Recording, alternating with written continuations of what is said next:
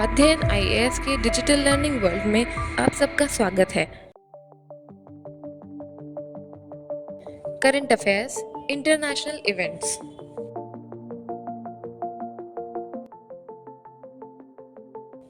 लाल सागर संकट। नवंबर 2023 के मध्य से लाल सागर में दर्जनों कमर्शियल जहाजों पर हूती समूह ने हमले किए, जिस पर प्रतिक्रिया देते हुए हाल ही में यमन में अमेरिका और ब्रिटेन द्वारा हूती उग्रवादी समूह पर हमले किए गए। संयुक्त राज्य अमेरिका ने कमर्शियल जहाजों की सुरक्षा के लिए एक अंतर्राष्ट्रीय सुरक्षा इनिशिएटिव की घोषणा की और यमन में हूती साइटों पर हमले शुरू कर दिए। हालांकि कुछ विशेषज्ञों को चिंता है कि इस तरह की प्रतिक्रिया व्यापक क्षेत्रीय संघर्ष को और बढ़ावा दे सकती है। इन हमलों के बाद ईरान समर्थित हूती समूह ने जवाबी कार्रवाई करने की चेतावनी दी। इस खतरे के चलते क्षेत्र से कई शिपिंग कंपनियां पलायन कर गईं, जिसके कारण अब सप्लाई चेन के बाधित होने और उपभोक्ता कीमतें बढ़ने का खतरा भी पैदा हो गया है। हूती लाल सागर में जहाजों पर हमला क्यों कर रहे हैं? गाजा में इजराइल के युद्ध से उत्पन्न तनाव एक नए क्षेत्र में फैल गया है।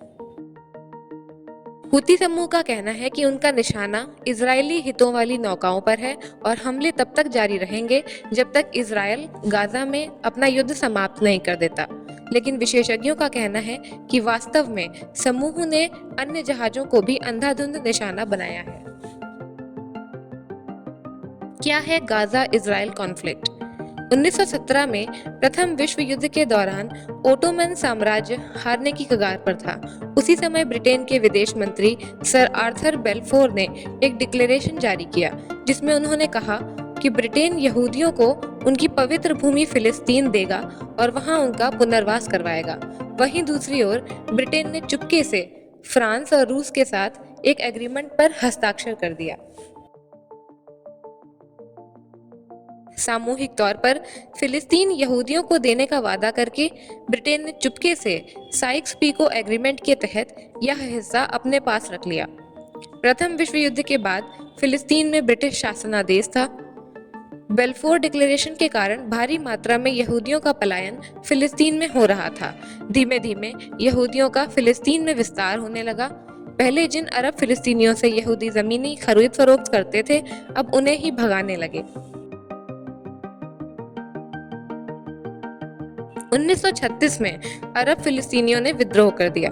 अरब फिलिस्तीनियों को शांत करने के लिए ब्रिटिश सरकार ने यहूदी माइग्रेशन पर पाबंदियां लगा दी, जिससे यहूदी लोग ब्रिटिश सरकार के खिलाफ हो गए। द्वितीय विश्व युद्ध में हिटलर के शासन में पूरे यूरोप में यहूदियों का नरसंहार हुआ, जिसके बाद यूरोप में रह गए यहूदियों को लगा कि फिलिस्तीन ही यहूदियों के लिए सबसे सुरक्षित जगह है। द्वितीय विश्व युद्ध के बाद यहूदी और अरब के लोगों के बीच का मतभेद काफी ज्यादा बढ़ गया था। ब्रिटेन ने यह मसला संयुक्त राष्ट्र संघ में भेज दिया। इस मसले पर हुई वोटिंग में नतीजा निकला कि जहां यहूदियों की संख्या ज्यादा है, उन्हें इस्राएल दिया जाएगा और जहां पर अरब बहुसंख्यक हैं, उन्हें फिलिस्तीन दिया जाएगा। यरूशलेम में यहूदी और मुस्लिम आबादी साथ होने की वजह से मतभेद रहे, इसलिए इस क्षेत्र पर अंतर्राष्ट्रीय नियंत्रण लागू किया गया। यूएन के इस फैसले के बाद नवनिर्मित इस्राएल के पड़ोसी देश जैसे इजिप्ट, सीरिया, इराक और जॉर्डन ने उस पर हमला बोल दिया। इस लड़ाई के बाद जॉर्डन के पास पूरे वेस्ट बैंक का और गाजा पट्टी पर इजिप्ट का नियंत्रण आ गया। बचे हुए फिलिस्तीन पर इस्राएल ने वापस कब्जा कर लिया। इस युद्ध के कारण फिलिस्तीन का अस्तित्व तकरीबन मिट गया। गाजा इजराइल का मुद्दा इसराइल फिलिस्तीनी संघर्ष का एक हिस्सा है, जो 1948 के इसी युद्ध के कारण शुरू हुआ, जिसकी वजह से लगभग 7 लाख अरब फिलिस्तीनी नागरिकों को बतौर शरणार्थी अपना देश छोड़ना पड़ा और वे गाजा में शरणार्थी के रूप में बस गए। इसराइल ने 1956 में स्वेज संकट के दौरान गाजा पट्टी पर कब्जा कर लिया था। इस कब्जे के दौरान कुल मिलाकर गाजा पट्टी की लगभग 1% आबादी इसराइल द्वारा या तो मार दी गई, घायल हो गई, यातना दी गई या कैद कर ली गई। 1957 में अमेरिकी दबाव के बाद इसराइल गाजा पट्टी से हट गया। 1967 के युद्ध में इजराइल ने सिनाई, गोलान हाइट्स और वेस्ट बैंक के साथ गाजा पट्टी पर फिर से कब्जा कर लिया। 2005 में गाजा से इसराइल के पीछे हटने के बाद हमास ने 2006 के पैलेस्टीनियन लेजिस्लेटिव इलेक्शन में जीत हासिल की और 2007 में हमास और फतह राजनीतिक दल के बीच गृह युद्ध के परिणाम स्वरूप गाजा पर हमास का नियंत्रण हो गया। उग्र राष्ट्रवाद की भावना के चलते हमास गाजा पट्टी से इसराइल पर खतरनाक रॉकेटों से हमला करता रहता था।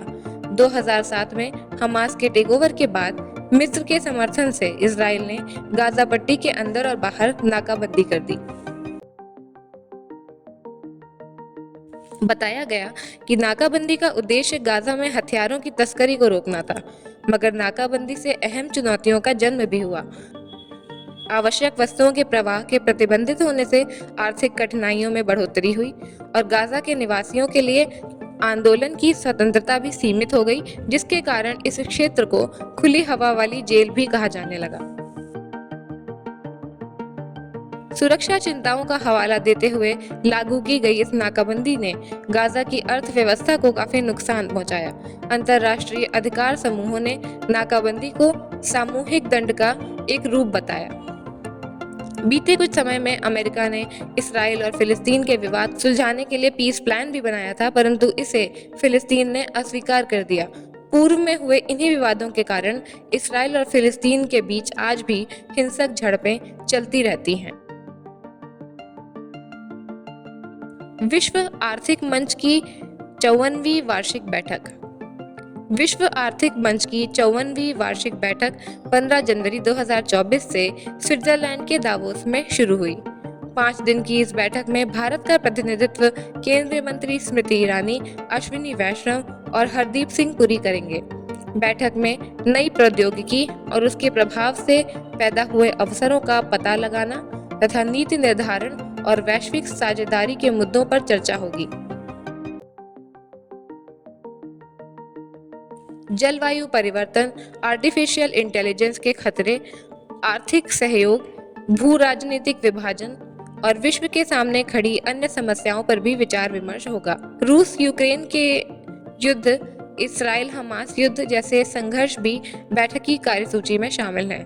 भारतीय प्रतिनिधिमंडल में महाराष्ट्र के मुख्यमंत्री एकनाथ शिंदे, तेलंगाना के मुख्यमंत्री रेवंत रेड्डी और कर्नाटक के मुख्यमंत्री सिद्धारमैया तथा 100 से अधिक मुख्य कार्यकारी अधिकारी भी शामिल होंगे।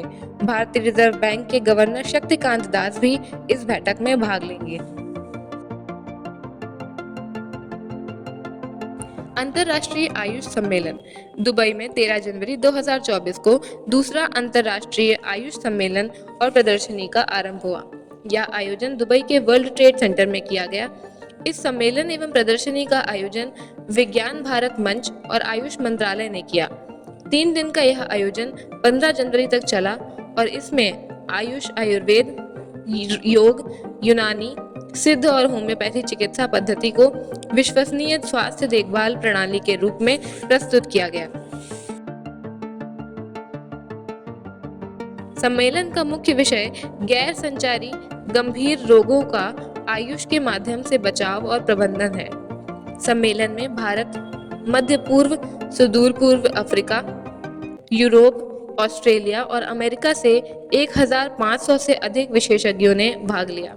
सम्मेलन में 1300 वैश्विक प्रतिनिधि शामिल हुए। भारत मालदीव विवाद। पीएम मोदी के हाल ही में हुए लक्षद्वीप दौरे के बाद उन्होंने कुछ तस्वीरें शेयर की जिन पर मालदीव की मंत्री मरियम शियूना ने आपत्तिजनक टिप्पणियां दी। उनमें से एक टिप्पणी में उन्होंने पीएम मोदी को इसराइल की कठपुतली तक कह दिया था। मालदीव की मंत्री के द्वारा दिए गए बयान के बाद भारत और मालदीव के बीच तनाव बढ़ने लगा। अब मालदीव के इसराइल के साथ राजनयिक संबंध नहीं है, पर बीते साल 7 अक्टूबर को हमास के इसराइल पर हमले के बाद फिलिस्तीनियों के समर्थन में मालदीव में भी प्रदर्शन हुए। प्रदर्शनकारियों की एक मांग थी कि इस्राएली पर्यटकों को मालदीव आने से रोका जाए। फिर सोमवार 8 जनवरी 2024 को भारत में इसराइल के दूतावास ने अपने एक्स हैंडल पर बताया कि उनकी सरकारी अनुरोध पर डिसैलिनेशन प्रोजेक्ट के सिलसिले में बीते साल उनकी एक टीम लक्षद्वीप गई थी। उन्होंने लक्षद्वीप की खूबसूरत तस्वीरें साझा करते हुए कहा कि जो लोग लक्षद्वीप की खूबसूरती को अब तक नहीं देख पाए हैं, उनके लिए यह तस्वीरें हैं। पीएम मोदी पर मालदीव की मंत्री की टिप्पणी के बाद लक्षद्वीप की तस्वीरें और इजरायली दूतावास का यह ट्वीट सोशल मीडिया पर वायरल होने लगा। कई चर्चित हस्तियों ने यह कहा कि लोगों को मालदीव की जगह अपने देश में मौजूद लक्षद्वीप की सुंदरता को जाकर देखना चाहिए। यूं तो मालदीव और इसराइल के बीच 1965 से लेकर 1974 तक राजनयिक संबंध रहे, लेकिन इसके उपरांत इन्हें निलंबित कर दिया गया। इसके बावजूद आज भी मालदीव जाने वाले इजरायली पर्यटकों की संख्या काफी है। अंततः भारत से हुए विवाद के कारण मालदीव में लोगों को ये डर भी है कि इसकी कीमत पर्यटन उद्योग को चुकानी पड़ेगी। Bharat Denmark green fuels alliance India. Denmark सरकार ने ग्रीन फ्यूल्स अलायंस के शुभारंभ की घोषणा की है, जो एक रणनीतिक पहल है जिसका उद्देश्य सस्टेनेबल एनर्जी सॉल्यूशन के क्षेत्र में डेनमार्क और भारत के बीच कोलैबोरेशन को आगे बढ़ाना है। इस नई साझेदारी का उद्देश्य स्वच्छ हाइड्रोजन जैसे हरित ईंधन में विकास को बढ़ावा देना है, साथ ही दोनों देशों को कार्बन न्यूट्रलिटी तक पहुंचने के अपने साझा लक्ष्य को आगे बढ़ाने में मदद करना है। GFAI का नेतृत्व भारत में डेनिश एम्बेसी और महावाणिज्य दूतावास द्वारा किया जाता है। यह दोनों देशों के बीच हस्ताक्षरित 2020 ग्रीन स्ट्रेटेजिक पार्टनरशिप के अनुरूप है। भारत 2070 तक नेट जीरो एमिशंस के अपने लक्ष्य को तत्परता से आगे बढ़ा रहा है और यह गठबंधन ऐसे समय में लाभकारी है। भारतीय और डेनिश ग्रीन एनर्जी इंडस्ट्रीज के बीच अधिक व्यापार, अनुसंधान, नीति और वित्तीय सहयोग को बढ़ावा देकर GFAI का लक्ष्य हरित हाइड्रोजन और इसके डेरिवेटिव जैसी टेक्नोलॉजी के इनोवेशन और डिप्लॉयमेंट को बढ़ावा देना है। एक झलक मुख्य खबरों पर। डेनमार्क में रानी मार्गरेट द्वितीय के बाद 14 जनवरी 2024 को युवराज फ्रेडरिक 10वें को डेनमार्क का राजा बनाया गया। ताइवान में लाई चिंग-ते होंगे नए राष्ट्रपति। ताइवान में डेमोक्रेटिक प्रोग्रेसिव पार्टी के उम्मीदवार लाई चिंग-ते ने बहुप्रतीक्षित राष्ट्रपति चुनाव में जीत हासिल की। कनाडा ने कोरोना को लेकर 1 जनवरी 2024 से चीन आने वाले यात्रियों पर सख्त प्रतिबंध लगाए। जापान में न्यू ईयर के दिन आया भीषण भूकंप, 90 मिनट में 21 भूकंप के झटकों से सड़कों, भवनों और जनजीवन को भारी नुकसान का सामना करना पड़ा, जिसके बाद सुनामी का खतरा भी बताया गया। ईरान के केरमान शहर में 3 जनवरी 2024 को हुए 2 बम धमाकों में 95 लोगों की मौत हो गई और 200 से ज्यादा लोग घायल हुए। अमेरिका के ड्रोन हमले में मारे गए ईरानी कमांडर कासिम सुलेमानी की कब्र के पास यह घटना तब हुई जब श्रद्धांजलि देने के लिए बड़ी संख्या में लोग इकट्ठा हुए थे। फ्रांस के राष्ट्रपति इमैनुअल मैक्रों ने 34 साल के गैब्रियल अटल को प्रधानमंत्री नियुक्त किया।